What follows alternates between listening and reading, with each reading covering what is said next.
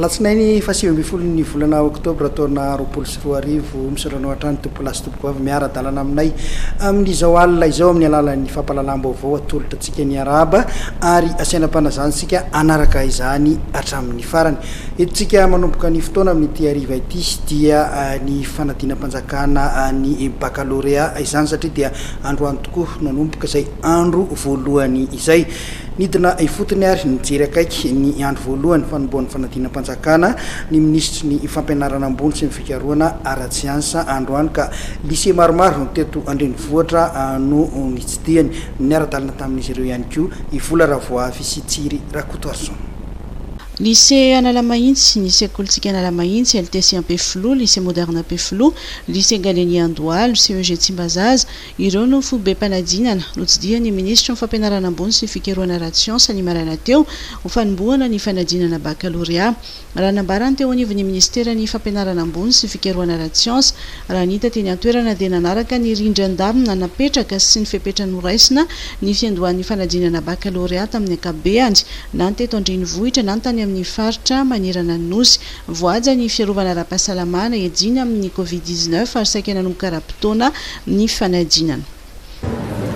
Miatrika ny andro voalohany amin'ny fanadinana baccalauréat moa sika zao dia mivezivezy sy manaraka amin'ireo centre betsabetsaka eto Antananarivo ny ekipa ao amin'ny ministera foibe midina ifotony mijery ny fandaminana mijery ny fanajana ireo fepetra rehetra izay napetraka sy ny lamina narahana hatrany am-boalohany hatreto aloha tsy misy ny olana milamina ary mizotra ampilaminana teraka mizotra amin'ny atsakany sandavana araky ny eritreretina azy ny fanadinana amin'ity andro voalohany ity ny any amin'ny faritra sy ny district na ny province koa efa nazaomba avao betsabetsaka amin'izy ireo mizotra ampilaminana koa ihany ny amin'ireny toerany ireny ary efa saika nanomboka daholo tsy misy ny olana anatrehana aloha hatreto fa dia voaja ary ao anatin'ny fanatanterahana azy ampilaminana daholo isika. Nandritrio fidinana ifotony io koa nanamafisana ny fametrahana efitrano manokana ho an'izay mpianatra vao marina fa mitondra ny tsy mikaretina Covid-19 nefa tsy misy ny soritra retina ireo fobe mpanadinana dia saika efa nametraka io efitrano manokana ho an'ny marary ny Covid-19 io. Ato aminay ato mandray candidat eo amin'ny 197 dia nombre de salle moa 12 salle ny andrasanay anazy dia eo amin'ny fepetra ara-pahasalamana efa nasinay ny fanasan-tanana sy ny gel farasana trika misy soritra retina ny mpianatra dia efa nanomananay salle manokana izy ao dia efa nahazo ny fitaovana rehetra izay entinay mandray anazy. Salle de classe anankiroa zay izay atokanay handraisana ny ankizy izay manana soritra retina na hoe miakatra be ny hafanana mba hialana amin'ny mety ho fiparitana na ho fiverenana indray izany Covid-19 izany. Mbola tsisy aloha zay. Hatreto aloha dia mbola tsisy ny ankizy niakatra hafanana na hoe ankizy narary fa na izany nato izany dia efa mivonona amin'izany izay eto amin'ny centre élément hoe raha misy ny tsy azo anoharana dia efa misy toerana ahafahana mandray anazy. Manjato raha samy manana ety Andriamaly. Raha ny vaovao voaray dia ampolony eo ireo mpanala fanadinana baccalauréat no fantatra fa voan'ny Covid-19. Mbola anatin'izay resaka fanadinana baccalauréat izay hatrany dia androany no nanomboka ny adina an-tsoratra ho an'ny fanadinana baccalauréat 2024 ho amin'ny fampianarana ankapobeny dia ny taranja filozofia no nanokatra izany ny tapany maraina tamin'ny 5 ora maraina dia efa tonga teny amin'ireo toerana anaovana ny fanadinana ireo mpiadina mitatitra ny andinindininy vaovao Jemimara Daniel sy Mami Rasamoily. Ny taranja filozofia no nanokatra ny fanadinana baccalauréat amin'ity maraina ity.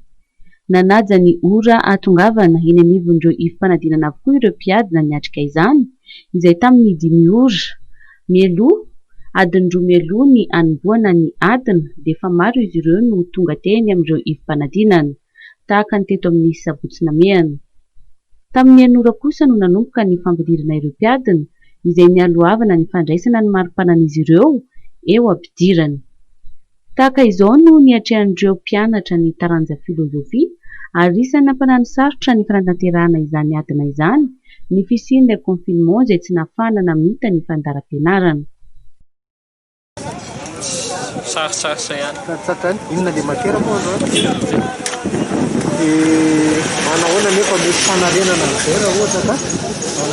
Manahoana mety fanarenana zay matiera hafa fanenjany efa vonona. Efa vonona. Tsy naneligelina se ve le resaka le confinement sy ny karazany teo reny tamin'le resaka fianarana? Nanelingelina ihany. Azo atao hoe nanelingelina ihany.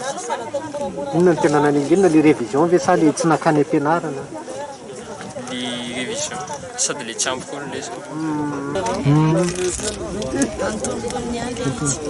Misy azo ioriranana ihany? Misy kely. Nanahoana tokoa le tamin'le confinement reny ve tsy nandelingelina? Nanelingelina kely any satria tsy dia afaka nianatra be. Teo amin'ny lafin'ny révision ohatra? Tsy tena vita na révision satria lasa tsy mahavita mianatra lasa matory foana. Manahoana mety fiantraika azy amin'ny examen sa mahatoky any? Tsy maintsy manana fanantenana aloha fa mbola tsy hay. Tamin'ity andro voalohany ity dia tsikaritra fa voahaja ireo fepetra entina iadina amin'ny fibatan'ny coronavirus, ny fandraisana ny maripana, ny fanasana tanana sy ny fampiasana gel désinfectant, ny fitondrana arovava-orona ary raisaky ny tabilio ny mpianatra. Fa isany nampifenomenana ireo ray aman-dreny sy ny mpiadina ny fahatongavana adon-dromelohan'ny fotoana saingy tamin'ny enora vao nanomboka ny fiantsona tamin'ireo ivim-panadinana maro teto andrenivohitra. Ho an'ny Tomasina tsika amin'ity fanadidimana araka ity fa mbola iresaka izay baccalauréat izay hatrany mpiadina misa 773 mizara amin'ny sokajy 4 no niatrika ny fanadinam-panjakana baccalauréat ho an'ny faritany Tomasina. Nisoratra tao anatin'ny filaminana tanteraka ny andro voalohany araka ny tatitra vaovao entiny namana maresaka miray avy any Tomasina. Atao amin'ny lycée Jacques Rabe Mananjara no nanantontsana ny fanombohana ofisialy ny fanadinana baccalauréat ho an'ireo mpiadina any Tomasina. Natrika ny fotoana ny governoran'ny faritra Tsinanana Rafitson Richard Théodore izay nanentana amin'ny fanajana ireo fepetra ara-pahasalamana. Tsy maintsy amafisina ny fitandremana rehetra ka dia ho antsika Tomasina dia sy ny faritra Tsinanana ray manontolo dia entanina amin'ny fanajana ny fepetra zay antsoina amin'ny teny mahazatra hoe geste barrière. Tohizantsika jiaby ny fagnanaovana cache-bouche, ny fagnajana ny elagnelagna raha metatra ary ny fepetra rehetra zay nambany andriamatoa filoham-pirenena hoe mbola tsy azo atao ny mamory olona mihoatra ny 200 dia raisitsika ho toy ny anak'Andriamaso ny fitandremana an'izany mba tsy hiveregna nyty valagna retika ty intsony eto Tomasina sy atao agnatin'ny faritra ray manontolo. Ho antsika fantatsinana ndray matety voanera manana ny lanjany lehibe ny resaka fidemort hitan'izany tsika amin'izao fotoana zao misy fanazavana hoe mitety tsara fantatsinana anak'izao. Mazava ho azy ny avandrazana dia agnisan'ny hoe fomba mampanao tegna mampiavaka antsika aty amin'ny faritra Atsinanana zany. Mazava ho azy fa mbola mitohy ny fepetra fagnajana rehetra. Tsy misy ny fandarana fa ny fepetra fagnajana mba tsy hiparitany aretina dia ajaina avokoa. Nizotra tampilaminana tamin'ny ankapobeny ny andro voalohany tamin'ity fanadinana baccalauréat ity araka ny ambarany filohan'ny université. Amin'ny ankapobeny amin'ny fobe fanadinana 90 dia mizotra amin'ny tokony ho izy. Amin'ny centre vitsivitsy misy indrokely zay tsy maintsy izahina no anatanterahana azy fa azonay atao ihany ny fanometanana zany amin'ny chef de centre indrindra amin'ireny toerana lavitra. Ny mpiatsehatra amin'ny baccalauréat zany titantia dia tena natao maromaro. Misy 3 ny président du jury, ny amin'ny littéraire, scientifique et technique ary misy ireo chef de centre 90 dia misy koa ny adjoint chef de centre rairay avy na telotelo mihitsy eto amin'ny ville de Tomasina mba ahafahana manara-maso tsara sy mampizotra antsakany sy andavany zany fanadinana zany. Misy koa ny superviseur, reto miaraka amintsika reto ny superviseur zay hiparitaka manerina ny fobe-panadinana any amin'ny district sy ny Cisco rehetrarehetra. misy enina amin'ny fitopolo sy sivanjato sy telo arivo sy roa alina ireo mpiadana voasoratra anarana any amin'ny faritany Tomasina, sivy sy roanjato sy arivo ny série A1, roa amby efapolo sy efajato sy dimy arivo sy ray alina ny A2, raika amby telopolo sy dimanjato sy dimy arivo ny série D, roa amby fitopolo sy telonjato kosa ny série C, ary fito ambin'ny folo sy efajato sy arivo ireo teknika. Miparitaka amin'ny fobem-panadinana misy sivifolo izy ireo, teraka tamin'ny telo ambin'ny sy sivanjato sy arivo, zany hoe fito amby dimapolo taona ny zokiny indrindra amin'ireo mpiadana série C ao amin'ny centre Sonirano Vongo, teraka tamin'ny taona valo sy roa arivo, zany hoe roa ambin'ny folo taona kosa ny zandriny indrindra série A2 ao amin'ny centre Maroantsetra. Maranantsika izay resaka baccalauréat zay dia nizotra tao anatin'ny filaminana ny any voalohany amin'ny fanadinana raha nitatitra ny teo anivon'ny gendarmerie pirenena izay anisan'ny manana andraikitra goavana amin'ny fiarovana ireo toeram-panadinana rehetra. Ny toy ihany koa ny fanadinana mahakasika ireo fanelezana laza adina. Mamitana ny vaovao Vola Ravoavy sy Tsiry Rakotoarson. Tafiditra anatin'ny andraikitra ny gendarmerie ao alohan'ny baccalauréat zany ny ohatran'ireny mandritra ny baccalauréat mihitsy ary mitohy any aorianan'ny baccalauréat ny fanadihadiana. Efa nisy tokoa zao ohatra tranga rahantsika nahita tany Antalany, ary nisy koa eto Antananarivo nisy fanadihadiana misokatra izay ataonay ato amin'ny groupement gendarmerie Analamanga iarahana amin'ny compagnie Antananarivo-Ville, ary nisy olona efa voasambotra zany reo olona reo zany dia milaza fa nahita lazadina. Lazadina moa tsy fantatra hoe inona ny lazadina mivoaka fa fiaraha-miasa amin'ny ministeran'ny fampianarana ambony dia zareo hoe reto le zavatra miparitaka any dia anjaran'zareo manao vérification fa na zany na zany na le lazadina tena izy na tsy izy no mivoaka dia fa miendrika fanakorotana daholo zany rehetrarehetra zany dia tsy maintsy andraisana fepetra maharaky ny lalàna velona dia io iarahana amin'ny tribunal satria fandikan-dalàna misy ato Madagasikara zany dia ny fepetra rehetrarehetra mifanaraka amin'izany dia ny tribunal no manany azy fa ny anay zany anatin'ny fanadihadiana dia ny fisamborana dia ny fanaterana olona eny amin'ny tribunal. Zay zany no misy amin'io fa ny afatra ngamba ho antsika rehetrarehetra samy tony satria efa nandraikitra tandrify azy daholo ny tompona andraikitra na ny famolavolana ny lazadina na ny fikarakarana ny fanadinana ny aty amin'ny fitandronan'ny filaminana sy zay rehetra départementa manana andraikitra anatin'ny fikarakarana ny baccalauréat na ministère fampianarana ambony sy ny fanabeazam-pirenena zany dia fa samy nandray ny andraikitra tandrify azy aby. Fa ho antsika raha aman-dreny nareo mpianatra miatrika fanadinana tsy tokony rorosaina fa fepetra rehetrarehetra dia efa niraisin'ny tompona andraikitra matandrify azy dia tsy maintsy ho alefa any amin'ny tribunal ren'olona reny hosaziana araka ny lalàna misy. Ka eto zany zay hoan'ny mbola zay malaim-panahy manaparitaka any amin'ny tambajotra serasera na tsy fantako zay fomba rehetrarehetra fanaparitana azy fa manana lazadina dia misy fepetra tsy maintsy raisina io ary mbola mikaroka an'izay olona rehetrarehetra manao an'izany zany izahay anatin'ny fitandronan'ny fanaminana na ny gendarmerie pirenena io na ny police nationale ary miara-miasa tanteraka amin'ireo ministère voakasika mivantana, ministère fampianarana ambony sy ny fanabeazam-pirenena ary ny fampianarana teknika. Ifatika lafim-baovao hafa isika ny farana ny amiana ara-pahasalamana araka ny nambaran'ny filoham-pirenena omaly alina. Na izany zany efa dia mitohy hiatrano ny fanajana ireo hetsika fiarovan-tena hoy ny filoham-pirenena. Vola Ravelso. Tapitra ny amiana ara-pahasalamana araka ny fanambarana izay nataony filoham-pirenena omaly alina ny aniaina ny isan'ireo tranga vaovao na coronavirus ka izay no antony nandraisana izany fanapahan-kevitra izany. Raha ho an'ny omaly manokana dia tranga vaovao miisa 3 no voatily ka 2 tany Toliara ary 1 tany Antsiranana tsy nisy ny teto amin'ny faritra Analamanga. 7 sy 300 kosa ireo mbola tsaboina amin'izao fotoana izao. Na dia fa ny farana aza nefa ny amiana ara-pahasalamana dia mitohy hatrany ny fanajana ireo hetsika fiarovan-tena toy ny fampiasana aro vava-orona ary ny fandrarana amin'ny famirim-bahoaka mihoatra ny 200. Nofoanana ihany koa ny fisokafan'ireo sidina regionaly izay saika antontosaina ny 7 ny volana oktobra izao. Amin'ny voalohany volana novambra kosa ny farany amin'ireo sidina fampidiana teratany malagasy antanindrazana. Mbola miantona ireo sidina eo amin'ny Madagasikara sy ireo firenena hafa ankoatra n'ireo sidina makany Nosbe raha toka tsy miaina amin'ny fiverenan'ny valanaretsina ilay firenena ny angano. ivadika eo amin'ny vaovao politika isika saika efa tonga eto andrenivohitra avokoa ny ankamaroan'ireo solombavambahoaka ny Madagasikara hiatrika ny fivoriana ara-potoana faharoa nyity parlementaire ity izay isokatra rahampitso nanao fanadihadiana teny Tsimbazaza teny namanay Vola Ravoavy sy Tsiry Rakotoarson.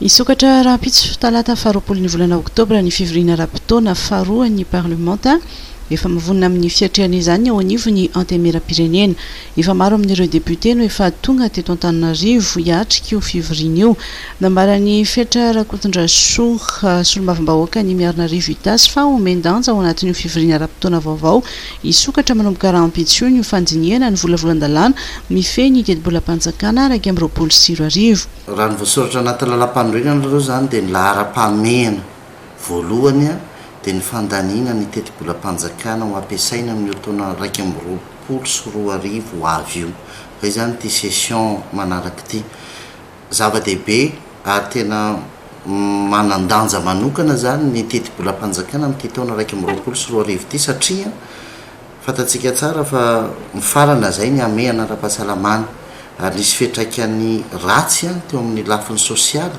sy lafiny toe-karena teto Madagasikara ny fito volana tao anatin'izay amehana ara-pahasalamana zay tsy maintsy andrasana zany avy amin'ny gouvernement hoe inona marina raha ilay teti-bolam-panjakana entina hiatrehana ny fanarenana ny lafiny toe-karena sy ny lafiny sosialy amin'ny taona ho avy io taoriana ny valana retina satria fantatsika fa sehatra maro eto Madagasikara hatramin'izao no mbola tena mizaka ny mafia vokatry ny fihibohana sy vokatry ny aretina eo ihany koa ny fanontaniana ataon'ny solombavambahoaka amin'ny fahefana mpanatanteraka ny fomba nentina nandaminana sy nandaniana ireny vola azontsika vokatry ny aretina ireny inona no atraiza no nataon'ny fanjakana ary tahaka ny ahoana no ataony zany ao anatin'ny io taona ho avy io ny hirariana dia ny hoe mba tsy hiverena ny fihibohana intsony amin'ny taona 2024 ary tsy maintsy ho antaniana ny fanjakana ihany koa ny fahefana-panatanteraka inona no paikady entiny ny fahefana-panatanteraka mba tsy sanatria hiverina indray isika amin'ny aretina amin'ny fotoanany ririnina amin'ny taona 2024 io satria tena ho zava-doza ho an'ny toe-karetsika raha sanatria ka mbola miverina mihiboka raha sanatrika misy an'izany hoe deuxième vague tahaka ny fahita any Eropa sy any amin'ny firenena hafa zany ny eto Madagasikara. Nambaran'ity solombavambahoaka ity ihany koa fa ho afana ny ady hevitra politika mandritra ny fivoriana ara-potoana faharoa ny antemera-pirenena ny antemera-pirenena no sehatra anovana politika tsy maintsy isy zany ny ady hevitra mafia amin'izay lafiny politika izay ao amin'ny antemera-pirenena ohatra amin'izany io ady hevitra entiny mpanohatra amin'izao fotoana izao mikasika ny fifidianana loholona zay tsy maintsy akabahana betsaka ao amin'ny ady hevitra politika eny amin'ny antemera-pirenena amin'ity session parlementaire miditra ity ihany koa no tsy maintsy hiadikevitra ary mety andraisana fanapaha-kevitra mikasika ny fanapaha-riam-pahefana eo aloha zany ilay hoe fananganana n'ilay 23e région eto Madagasikara lalàna no tsy maintsy mametraka an'io dia tsy maintsy andeha ao anatin'ny antemera-pirenena zany ny ady hevitra iza no ao andrafitra an'iza hatraiza le délimitation an'ilay faritra fahatelo amby roapolo dia fahefany fahefana mpanao lalàna ny manova sy mijery an'izay isan'ny lalàna andrasana ihany koa amin'ity session parlementaire ity lay lalàna amin'ny fomba fahazahoana vaovao official accès à l'information io ihany koa zany dia fototra ray anamafisatsika ny démocratie anamafisatsika ny fahalalahana mahazo vaovao ny fahalalahana ihany koa mitrandraka vaovao ho an'ny matianina eo amin'ny sehatry ny serasera sy ho an'ny vahoaka amin'ny ankapobeny. Raha ny fandaram-potoana farany sy navoakany teo anivon'ny antemera-pirenena dia Rahampitso Maraina manomboka amin'ny 10 ora sasany eny amin'ny CCI Vato no anaovana ny lanonam-panokafana amin'ny fomba ofisialy ny fivoriana ara-potoana faharoa ny antemera-pirenena. agent de sécurité iray no voasambotra teny Ivato ary nitoboka ponja rehefa nandalo fitsarana noho ny fanolanana zazavavy kely 5 taona. Olona ratsy misy avalam-biny folo no trateky ny polisy ny boriboritany fahavalo. Ireo ndray no isan'ny vaovao lehibe misongadina ao anatin'ny vaovao tapatapana izay rahantsika amin'ny namana Volasoa Ravelso. Agent de sécurité iray no voasambotra teny Ivato ary nadoboka ponja rehefa nandalo fitsarana no ny fanolanana zazavavy kely 5 taona miisa 2. Araka fantatra dia zanak'olona prêt-à-pot ireo zaza ireo ary nandeha hijery ny reniny any an-tsena no sendry ity tsy mataotody. Vao tamin'ny herinandro lasa teo ihany koa ny polisy misahana ny zaza tsy ampy taona no nahazo vaovao mahakasika ny ankizivavy iray vao olona ny iray keliny rehefa tsy ao an-trano ny reniny fa narary ary nandeha nitsabo tena. Efatratra ihany koa izy ary fanalefa eny tsy afam. Misy 20 ireo olon-dratsy trateaka ny polisy ny boriboritany fahavalo. Ny 5 tamin'izy ireo dia andiany zatovy mpanendaka eny amin'ny faritra Nansana sy Analamahitsy ary teo amin'ny arean'ny taxi be Anjanahary. Mbola nahitana rongony sy finday halatra moa tamin'ireo olon-dratsy ireo tamin'ny fotoana ny samborana azy. Ny roa amin'izy ireo kosa indray dia Iraleva sy ny namany izay malaza amin'ny fanendahana amin'ny Antsilava sy ny fanipazana sakay amin'ny mason'ireo olona izay anaovany asa ratsy eny amin'ny faritra Manjakarahenjy. Mbola mitono ny fikarohana ny naman'izy ireo. Olona roa no voaroroy tamin'ny alatromby iray tany amin'ny Fokontany be manifika be commune ambanivohitra Andrano Fanjava any Antsiranana tamin'ny faha-9 volana oktobra lasa teo. Tamin'ny alahady 12 oktobra dia hita tany amin'ny secteur Ambivoay ilay toerana namonoany izy ireo ny omby ary tsy lavitra teo moa ny toerana izay misy ireo jiolahy ireo. Rehefa tao ny fisavana ny trano izy ireo dia trateaka tao ny masikita izay milanja 10 kilao ary ny aiky ny eloka vitany ireo dahalo. Olona roa hafa indray koa no voareroy tamin'ny alatra Koamamborona tamin'ny 12 oktobra lasa teo ihany tao amin'ny barrage Antsampano izay nahitana gana 17 sy akoho miisa 3. Lehilahy iray nitondra basy vita gasy miisa 2 niaraka tamin'ny balarombinifolo no trateaka ny polisy nanao sakana tao Sahatsio Antsirabe ny sabotsy lasa teo. Nahitana ody gasy namoara ihany koa teny aminy tamin'ny fotoana izay nisamborana azy. Mpandeha tao anatina taxi borosy azo Antananarivo ity lehilahy ity. Teo eo ihany dia noentina namonjy ny birao natao fanadihadiana fantatra amin'izany fa 20 taona izy ary avy any Ambovombe Androy saika ho any Mapikony no izao tratra ny polisy izao. Mbola ao anatin'izay resaka fandriampahalemana izay hatrany mitoy ny fitsiriana ny fidinana isan-tokantrano ataon'ireo miaramila mpitsabo amin'ny fitadiavana ireo olona voamafy sy marefo vokatry ny tsy fampitsakafo ka tsy afaka manatona intsony ny toerana voatokana andraisana azy ireo any amin'iny faritra atsimony Nosy. Vola Ravoavy sy Tsiry Rakotoso. Mirindra araka ny lamin'ny fanapetraka ny iraka sahan'ny bataillon multimission BMM sy ireo ekipan'ny ministera mandray anjara amin'ny hetsika famonjeny ireo ponina enjedin'ny kerehany atsimony Nosy araka ny tatitra avy amin'ny ministera ny fiarovam-pirenena. Mitoy ny fitsiriana sy fidinana isan-tokantrano ataon'ireo miaramila mpitsabo amin'ny fitadiavana ireo olona voamafy sy marefo vokatry ny tsy fampitsakafo ka tsy afaka manatona intsony ny toerana voatokana andraisana azy ireo. Miara-miasa akaiky amin'ny mpiasan'ny fahasalamana ireto miaramila mamita iraka ny atsimo ireto ka ny fiarantafika no ampiasaina andraisana tanana izay mila famonjena angana mialohan'ny andefasana azy ny anivon'ny CSB2 Ambosary Atsimo.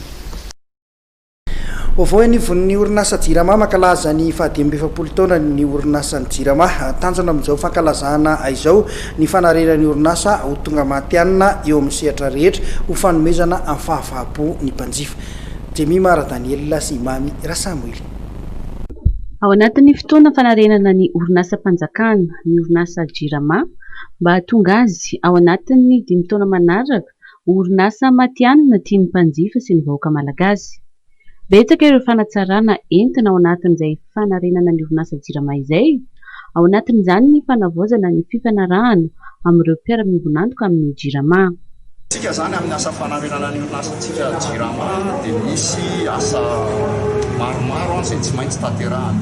Anisan'izany ny fanavaozana ny contrat izay fanarahana miaraka amin'ireo mpamokatra herinaratra zany a orinasa tsy miafina zany ireo fanarahany zao zany a ny azoko lazain'izao ho an'ny orinasa boavana zany a dia efa vita daholy a ny fanavaozana ny fanarahana da avy eo misy toerana maromaro zany eto Madagasikara zay misy olona mpisaraka tontono zany tsy miafina izay manana zay fanarahana zay tsy maintsy avozina ihany koa dia eo amin'ny 7 eo a ny contrat zany a amin'ireo orinasa tontonon'ireo a izay tokony avozina amin'izao tsika miteny zao zany a dia 7 isa contrat izay efa voasony dia mbola misy eo amin'ny 20 eo zany a no tokony mbola somiavina amin'ireo orinasa tontono. Mankalaza ny 27 taona ny Moa Jirama ka misy ny hetsika sy lalao iarahany amin'ireo mpanjifany ao anatin'izay fankalazana izay. Hetsika goavana omentsika ny mpanjifa amin'ity volana ity izany hoe manomboka androany zany a fa 17 ny volana oktobra ka hatramin'ny mandritra ny 2 volana zany amin'ny 17 ny volana novambra zany a dia hisy ny lalao goavana ho atolotra ho amin'ny mpanjifa. Io lalao goavana io zany a dia afaka misitraka hatramin'ny ray tapitrisa 1 million d'ariary zany a ny mpanjifa izay mandray anjara atao tirage au sort zany a ny mpanjifa ary ny fomba isitrahana an'io ray tapitrisa io zany a dia rehefa mandoa rehefa manefa ny fakturany amin'ny fomba tsy mampiasa cash zany fa amin'ny alalan'ny finday na positra makany amin'ny positra malagasy na miaraka amin'ny my access any amin'ny access bank zany ny mpanjifatsika dia éligible na afaka mandray anjara izy zany automatiquement anatin'le ny lalao goavana io.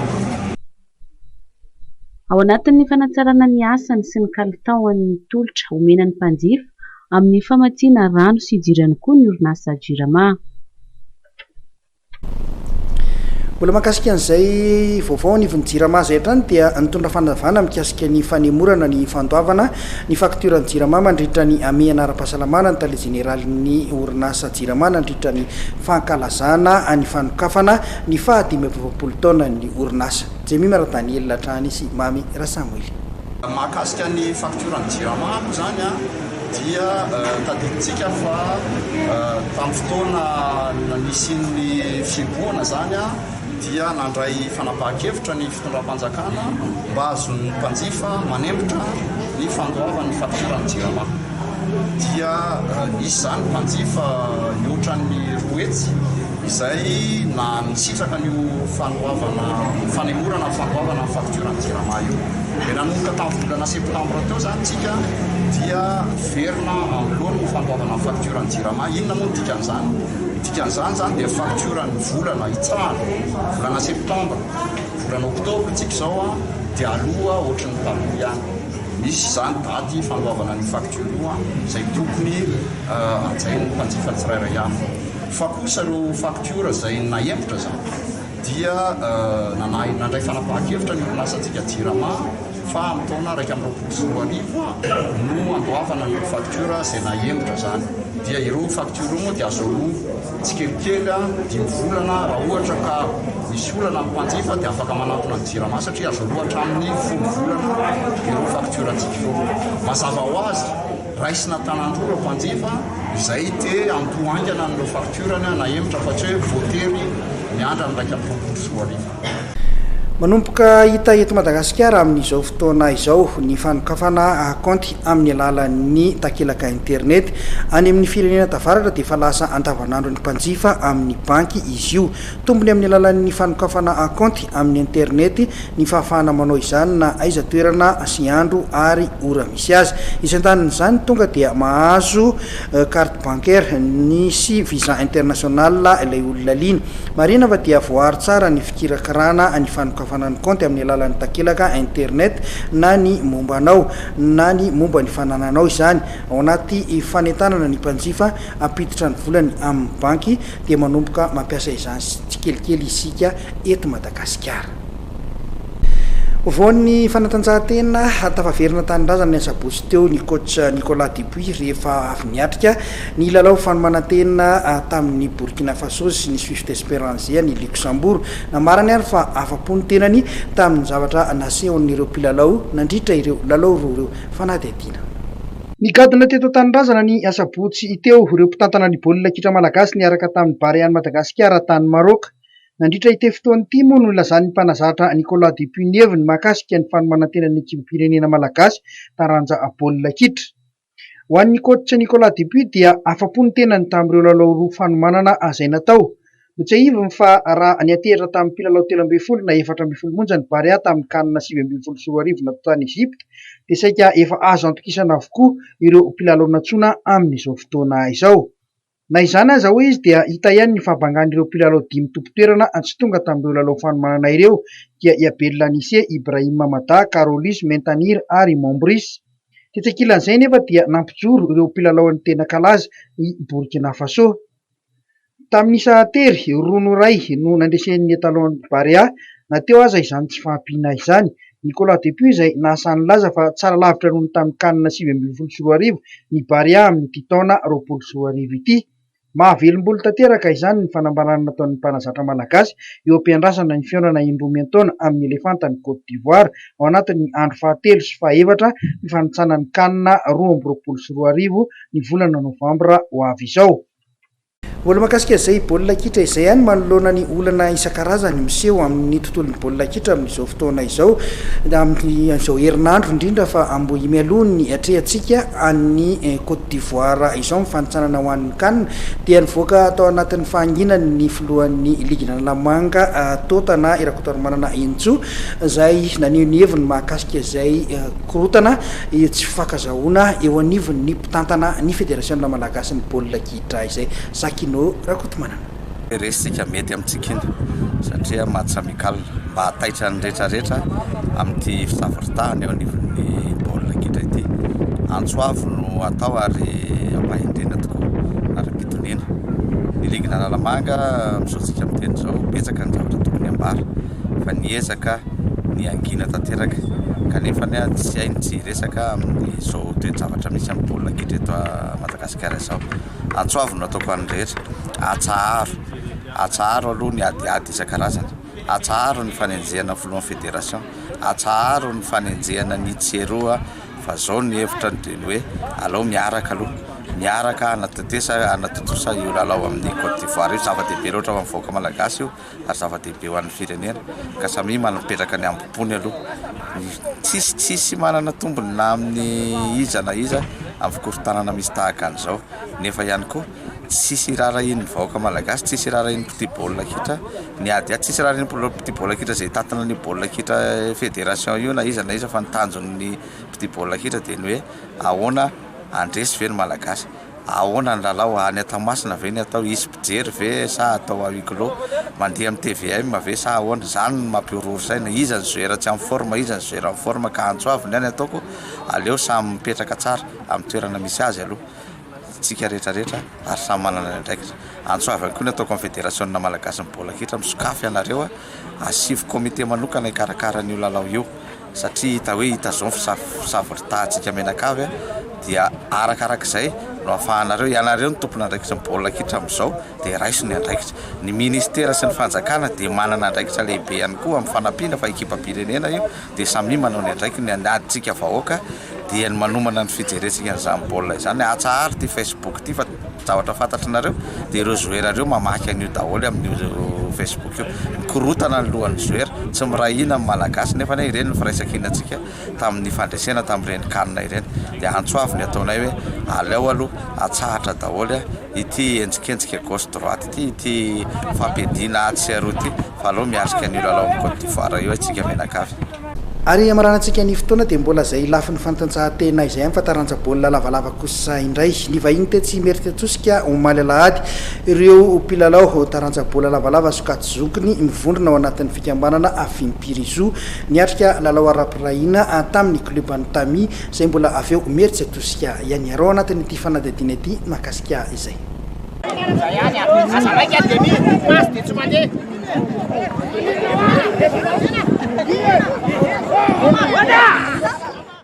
Nizarany traikefa ny tetsy meritra tosika ao mahaly tolakandro ny mpilalao rugby zoko nivorona ao anatin'ny fikambanana Fimpirizo. Nisy araka izany ny lalao ara-pirahalahiana izay nikatrohany tamin'ny filevana Tami avy ao meritra tosika ihany.